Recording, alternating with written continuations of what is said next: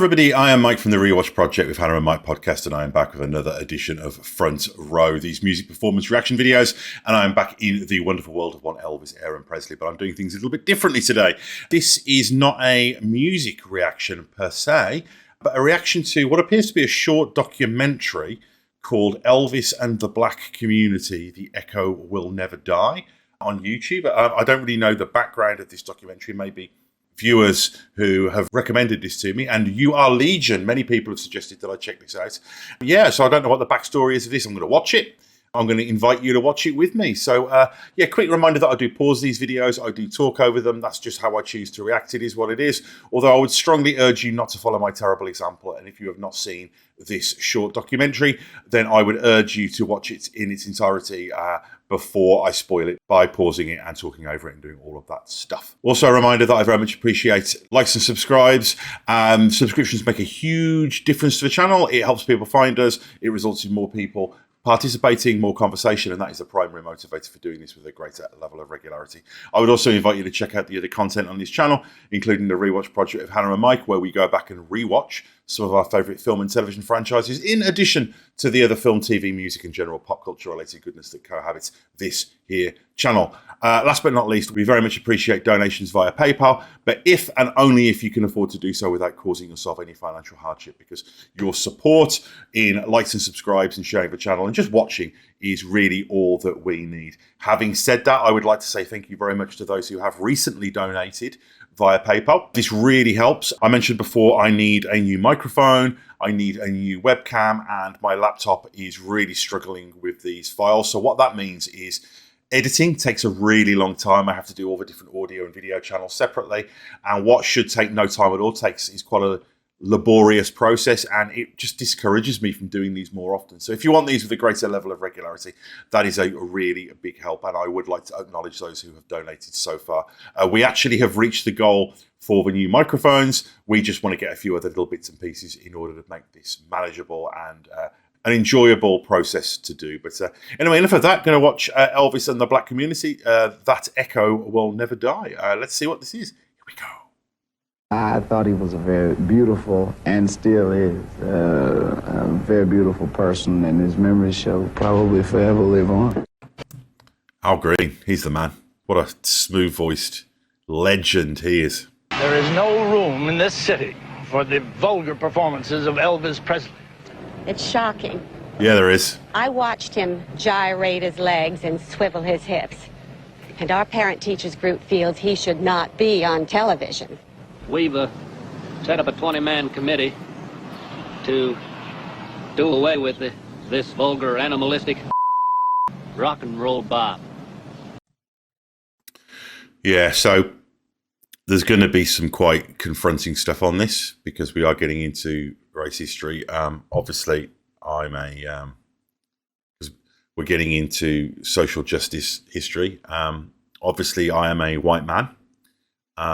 So I'm not going to pretend to have any great perspective on this. I'm really going to be approaching this from a music culture history. Suffice it to say, this is pretty sickening, you know, obviously. So, just, I guess, should probably have put a bit of a warning, or maybe I'll retroactively go and put a bit of a warning in there that, you know, some of this stuff's not very easy to hear, of course, but it's part of history. We can't pretend it didn't happen. Our committee will check with the restaurant owners and the cafes to see what Presley records is on their machines, and then ask them to do away with them. You've learned anything from the criticism leveled at you? No, I haven't. You haven't, huh? Because I don't feel that I'm doing anything wrong. Rock and roll has got to go. And go it does at KWK. We're all through playing rock and roll records. This week is record-breaking week here at KWK. You know what this reminds me of? You know, this idea that rock and roll was this animalistic, sexual, dangerous, antisocial thing. You don't have to dig too far beneath the surface to see that there's, you know, maybe there's a bit of racism in there. You know, that what they're really talking about is African American culture, you know, blues, rhythm and blues, all of this kind of stuff, you know, quote, invading the white household. And it reminds me a little bit of like in the 70s, the whole disco sucks thing, you know. And if you don't like disco music, fair enough. And if you don't like rock and roll music, fair enough. You know, there were people who probably just legitimately didn't like the genres. But if you look at the disco sucks thing, there was an element of that was homophobic. You know, the disco came out of gay clubs and queer culture. And, you know, there was a part of that movement, that disco sucks movement, you know, not all of it, but there was a part of that, I think, that invited those types of things. So, yeah. And after this week, no more rock and roll will be played on the air. The obscenity and vulgarity of the rock and roll music is obviously a means by which the white man and his children can be driven to the level where it is obviously music. Everybody mostly turned him down.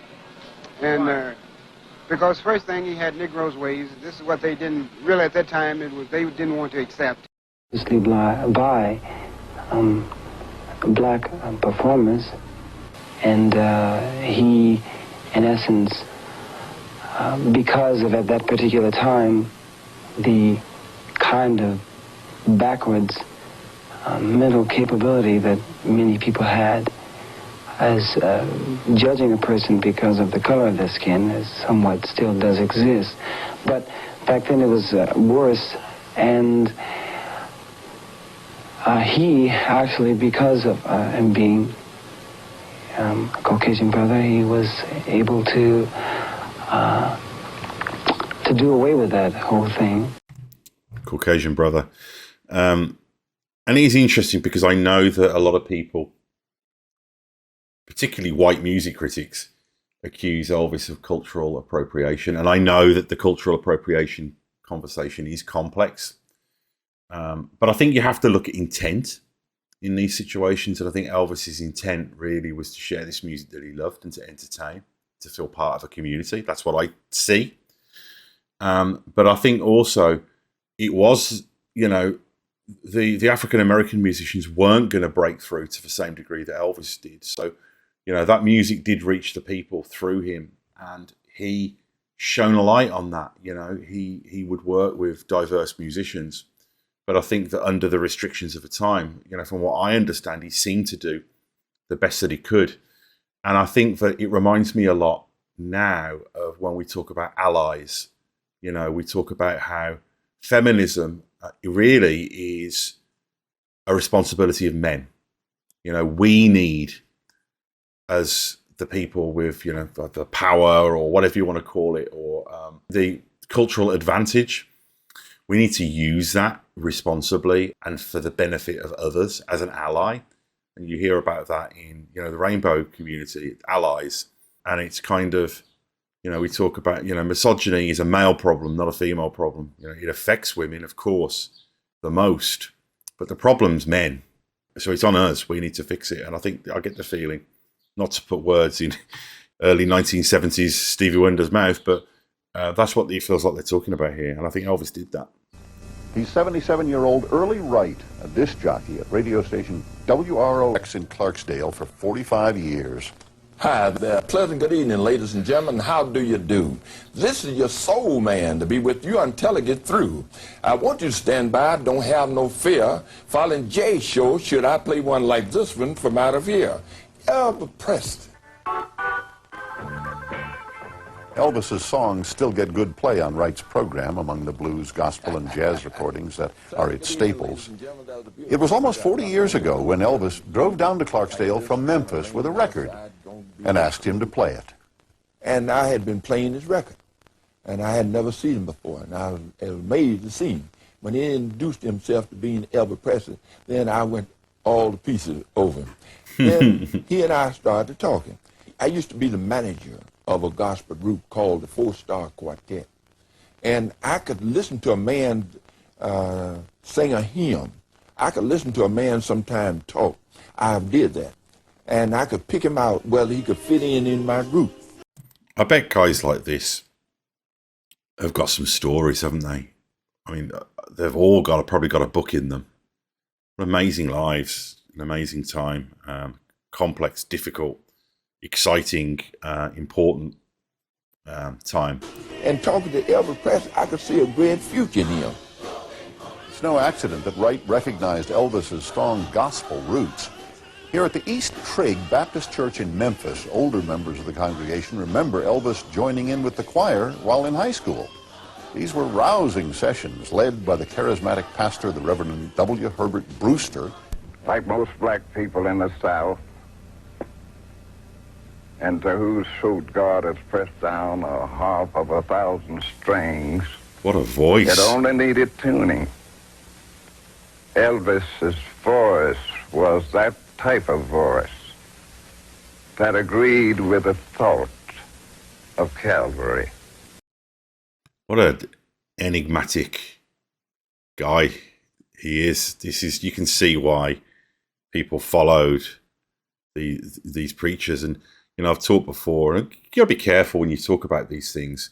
You know, I don't want to offend anybody, but I think that in some ways, you know, Elvis was, he was like a preacher. He was like somebody who obviously people gravitated towards and felt like he was a conduit to some kind of higher power. And in his gospel music, that was God. But I think also in many cases, particularly for his secular audience and in his more, mainstream pop music, it really was just togetherness and that shared experience that I talk about a lot on these videos. He had that kind of bent and inclination and attitude that suggested that God could use him. Doing the work. Gave the music a different approach, a new beat. I knew that it wasn't going to hurt if I said, "Must Jesus bear the cross alone," whether I've said with one beat, two beat, whether I've said it high or low. And I told them, "Come on in here and put your stuff together." I love this guy. They came in here, and it was a glorious experience, and Elvis was in that group. Elvis came out with a style of his own, and it was very creative. And once he got into it, and you got that feel, Elvis just took off like a late freight. And with Elvis doing this kind of music, gave an injection to black music that no other artist had ever done. It was like an earthquake in my neighborhood. The whole place was shaking when he came on. And I said, how did a person possess that kind of power? That it even comes off the TV and grab me in this ghetto neighborhood. To be there. Elvis took my Tutti Frutti, and I was very disgusted. But by him singing it, he really made it bigger and made me bigger. During those days, if it was a white artist doing something, they would just say, they don't like our blacks and we don't like them either. He's nothing but a copycat. But Elvis Presley, when he came on, chicks was screaming and going crazy, and it was just like any other neighborhood. And I said, this guy's got something going, man. Elvis had something that made him sound like he truly meant it. And that's what made a lot of people like myself like him. Boom. That is it. It's authenticity. You can tell music gets you in the gut as much as it gets you in the heart and your dancing shoes. It's about feel and it's about presentism. And you can tell when somebody is channeling this and loving this and living this and being authentic, or when somebody is just leveraging something to make a buck. You can tell. I think Elvis had lots of soul. He appealed to black people. He definitely had to have soul in order to do that. I think there's ever been an artist that when his name went on the marquee, they knew he was coming. People came from all over the world. I never heard of that. Elvis did a lot of stuff that, rappers do these days. He had the bling. You gotta have the bling. He did. He had the bling, he had a Cadillac, he had like a gangster image. As the snow the Memphis flies on a Mafia. cold and gray Chicago morning, a poor little baby child is born in the ghetto. The song also resonates with people who've only met Elvis through his songs. Elvis talking about the hood, they talking about where we come from. Paul Beauregard and Jordan Houston are the Oscar-winning rap duo 3-6 Mafia. They grew up just 2 blocks from Graceland in one of Memphis's poorest neighborhoods. I mean, that's the other thing, isn't it?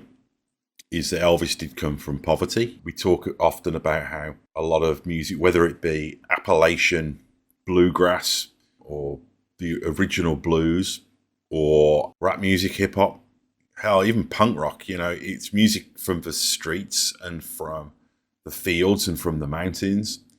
And it's often music of, if not poverty, but toughness and resilience and survival, you know? I want a CD scratcher.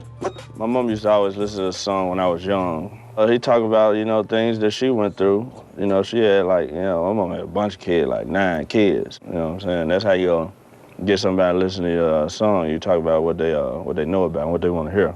And she know about the ghetto, because, you know, she lived in the ghetto. In the ghetto. That's it. And his mama cries. But if there's one thing that she don't need, it's another hungry mouth to feed in the ghetto.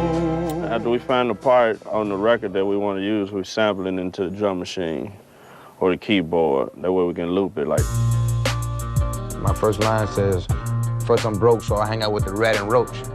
It's still broke, so I'm sleeping on apartment floors. So it's just like the struggle, you know, what's going on in the hood. First I'm broke, so I hang out with the rat and roach. It's still broke, so I'm sleeping on apartment floors.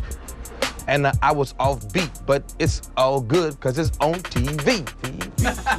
maybe do some edits, make me look cool, maybe put my name in the credits. Once we have all that ready, you know, we load it into the drum machine and then pay out. So he starts to roam the streets at night, and he learns how to steal, and he learns how to fight in the ghetto. Survival is an everyday task, watching your back for the man wearing the mask. I say you might get stuck if you in the hood looking like it came up. We ride old school whips, high off the ground right beside a player hill. It ain't bad as it seems, we still stay fly looking so clean. First I'm broke, so I hang out with the rat and roach. And still broke, cause I'm sleeping on apartment floors. The junkies get up, kick when they smoke a brick. I never seen a drug dealer ever call it quits. The hood struggle is to make it, gotta get the change. See, every day is like a dark cloud full of rain. The feds tapping for what's dangerous when you hood trapping. So don't get lost in the sauce slinging, cold crackling.